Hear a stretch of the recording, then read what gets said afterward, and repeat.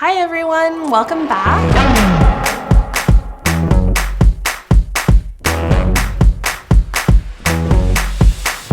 Welcome back to episode 4 of the designer series with the Social Rose.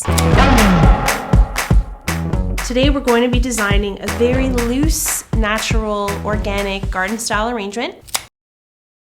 We've got a 9-inch dish and our floral foam set nice and firmly into place, and we've got some waterproof tape holding it down in an X style.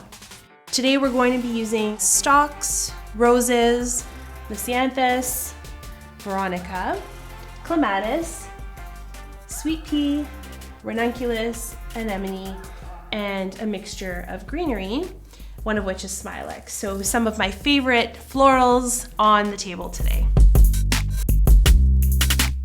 So we're going to begin by giving ourselves a bit of shape, and we're going to use the smilax first. The smilax is a beautiful vine that has variations of textures and leaves. It's just really beautiful. It gives a very natural movement to your arrangement.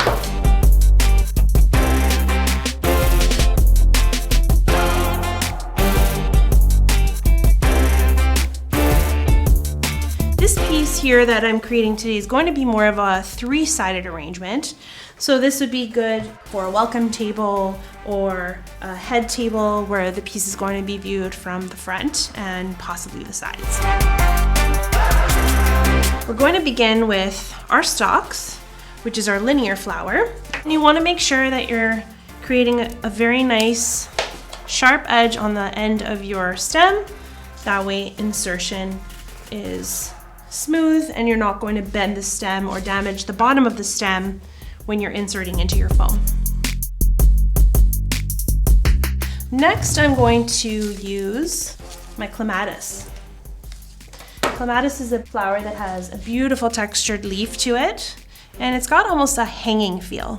So it's beautiful to cascade in arrangements, whether you have them cascading down or moving forward towards the front. And already you can see that it's given us a lot of texture.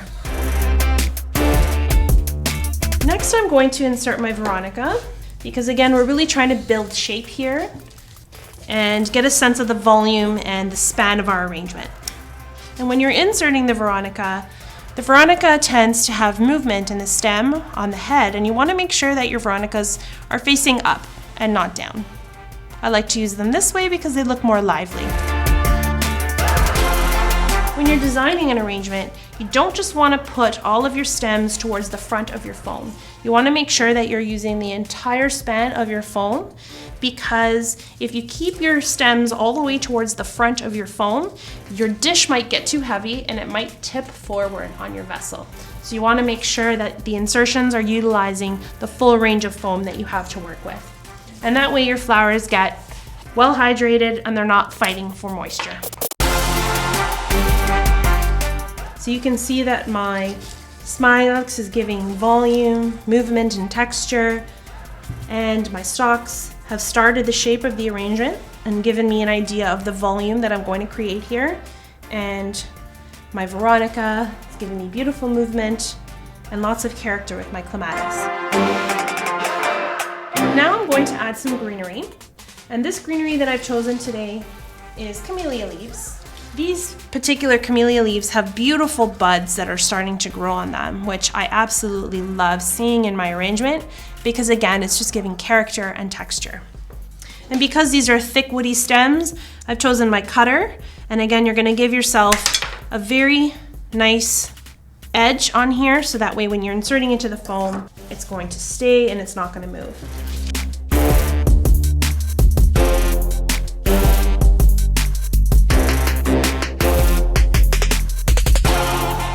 I want some of my greenery to come forward because I don't want my piece to be 1 or 2-dimensional. I want to make sure that it's jumping out at you when you see it from all angles, and that'll just give it more life and more volume and character. First, I'm going to use my English garden rose. And again, I like to leave the leaves, a few of the leaves anyhow, on the stem because it just adds volume.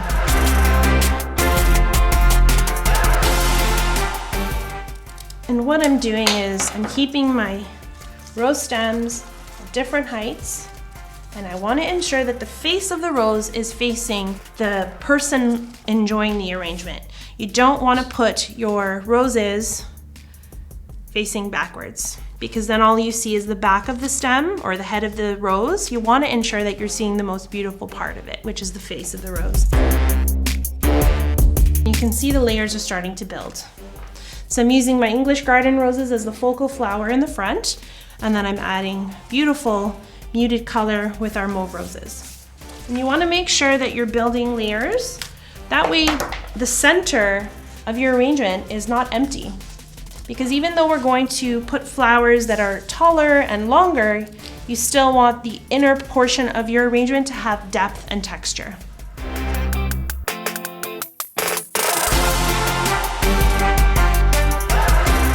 Now I'm going to move to my spray roses. I've got a beautiful blush spray rose here. And what a spray rose is little mini rose heads on multiple layers, but they're on one stem, as opposed to a single rose that has one head on the stem. And you can take your stem, kind of hold it up to your arrangement before you cut it, and see the general length of what you need for that particular insertion. And again, try not to cut your stems too short because you can never get the stem length back, but you can always cut more off if it's too long. And I'm gonna add some texture with my seeded eucalyptus. And I really want the seeded eucalyptus to cascade and to move throughout the arrangement. And you always want to give your flowers a fresh cut before inserting them into the foam to ensure that they're going to be their healthiest and be able to drink water from their water source.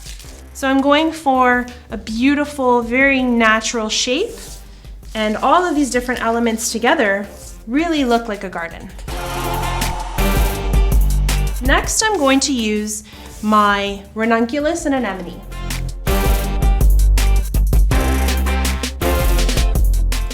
And I want to keep my ranunculus really long. I want them to pop from my arrangement. Now I'm going to spin the arrangement, show you that beautiful pop of color with our ranunculus. Look how beautiful that is. So lively, so fresh. Next, we're going to add the anemone. I've got these beautiful deep purple anemone. I tend to gravitate towards putting my flowers in groupings, and strong flowers like anemones, I like to have towards one side generally of my arrangement. And that's almost a signature we've developed over the years with our floral designs. It's just not ordinary or something expected. It's something that we've kind of created with our floral designs that sets us apart from the rest. And next I'm going to add some salal to fill in some of the gaps that I have. And I'm also going to incorporate some New Zealand pit into our arrangement as well. New Zealand pit is a very delicate textured greenery, which is very small leaves, which I love because it's not overwhelming and it doesn't overpower my flowers too much. When I'm inserting the greenery, you can see that my hands are into the flowers, and this is why I always suggest leaving delicate flowers like this sweet pea for your last insertions. You don't want to put a dry stem into the foam because if the cellular structure is not open, your greens and your flowers will not drink water. And I'm always going to come down at a lower level to view my arrangement to ensure that I am getting the coverage I need, because if I'm standing up, I'm not going to be able to see the bottom of the arrangement, which is where the mechanics are happening. So I've decided to use white sweet pea because I didn't want to compete with the strong colors of the purple, anemone, and veronica, so I wanted to lighten things up. Because these are the most delicate flowers that I have in this arrangement in particular, I'm going to put these in last.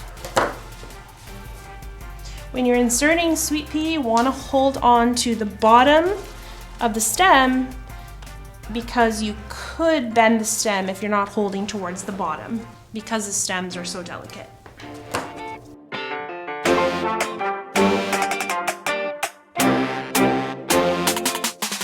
And there you have it. Our arrangement is complete. And I will, of course, for the purposes of delivery, finish the back with salal, but I just want to show you how the completed arrangement looks now that we're done. So when you're viewing it from the front or from the sides, it is a completely finished piece.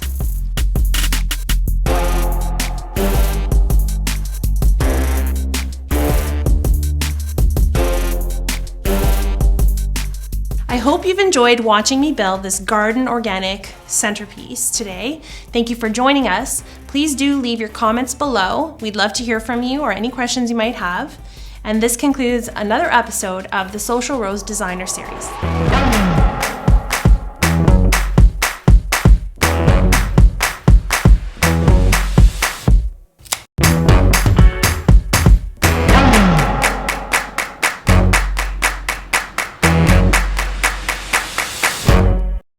Thank you so much for watching. Don't forget to like and subscribe so that you can stay tuned for the next episode. Yay, I'm so excited. See you again soon. I'll do that again. This episode of The Designer, okay. I hope you've watched, I hope you watched this.